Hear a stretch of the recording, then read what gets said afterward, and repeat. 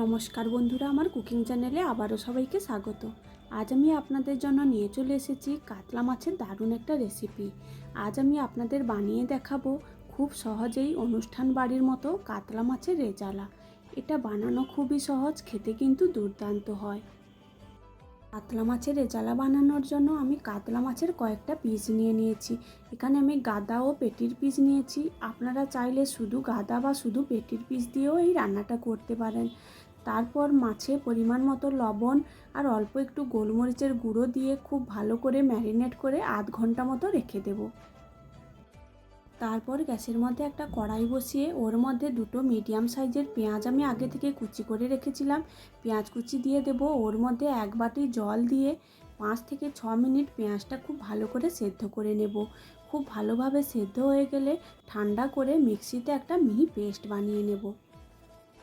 তারপর গ্যাসের মধ্যে একটা ফ্রাইং প্যান বসিয়ে ফ্রাইং প্যানটা খুব ভালোভাবে গরম হয়ে গেলে ওর মধ্যে বেশ খানিকটা সাদা তেল দিয়ে দেব। সাদা তেলটাও খুব ভালোভাবে গরম করে নিতে হবে। তেলটা খুব ভালোভাবে গরম হয়ে গেলে আগে থেকে লবণ আর গোলমরিচ মাখানো মাছগুলো এক এক করে তেলের মধ্যে দিয়ে দেব।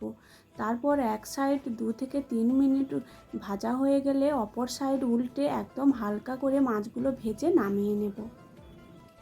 মাছগুলো উল্টে পাল্টে একদম হালকা করে 5 থেকে 6 মিনিট ভেজে নিয়েছি। এরপর মাছগুলো নামিয়ে নেব। মাছগুলো নামিয়ে নেওয়ার পর ওই তেলের মধ্যে ফোড়নে দিয়ে দেব একটা শুকনো লঙ্কা, একটা এলাচ, অল্প একটু দারচিনির টুকরো, একটা লবঙ্গ, আর দিয়ে দেব একটা তেজপাতা, 4-5টা গোটা গোলমরিচ আর অল্প একটু গোটা জিরে। ফোড়নটা খুব ভালোভাবে ভাজা হয়ে গেলে ওর মধ্যে দিয়ে দেব আগে থেকে যে পেঁয়াজের পেস্টটা বানিয়ে রেখেছিলাম, ওই পেঁয়াজের পেস্টটা এর মধ্যে দিয়ে দেব। পেঁয়াজের পেস্টটা দেওয়ার পর 4 থেকে 5 মিনিট পেঁয়াজটা তেলের মধ্যে খুব ভালো করে কষিয়ে নিতে হবে। পেঁয়াজটা খুব ভালোভাবে কষানো হয়ে গেলে এর মধ্যে দিয়ে দেব অল্প একটু আদা রসুন আর কাঁচা লঙ্কার পেস্ট। এই রান্নাটায় হলুদের গুঁড়ো আর লঙ্কার গুঁড়ো ব্যবহার হয় না, তাই কাঁচা লঙ্কাটা একটু বেশি করে দিতে হবে।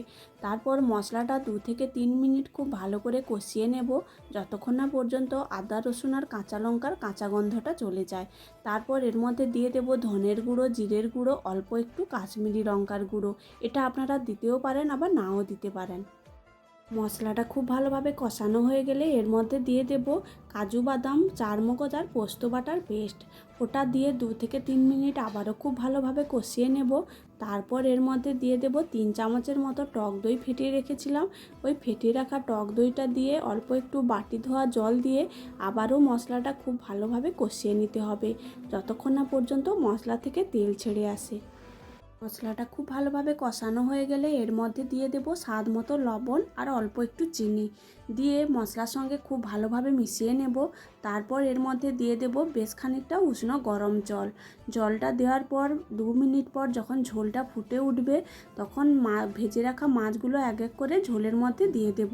দিয়ে মিডিয়াম আঁচে ঢাকনা দিয়ে 4 থেকে 5 মিনিট রান্নাটা করে নেব। 4 থেকে 5 মিনিট পর ঢাকনাটা খুলে নামানোর আগে উপর থেকে অল্প একটু গুঁড়ো গরম মশলা ছড়িয়ে দেব আর দিয়ে দেব 1 চামচের মতো কেওড়া জল দিয়ে সব কিছু খুব ভালোভাবে মিশিয়ে নেব। তারপর নামিয়ে নিলেই একদম রেডি হয়ে যাবে কাতলা মাছের রেজালা। আপনারাও এইভাবে খুব সহজেই রেজালা বাড়িতে বানিয়ে নিতে পারেন, খেতে কিন্তু খুবই ভালো হয়। ভিডিওটি ভালো লাগলে লাইক, কমেন্ট, শেয়ার ও আমার চ্যানেলটা সাবস্ক্রাইব করে দেবেন।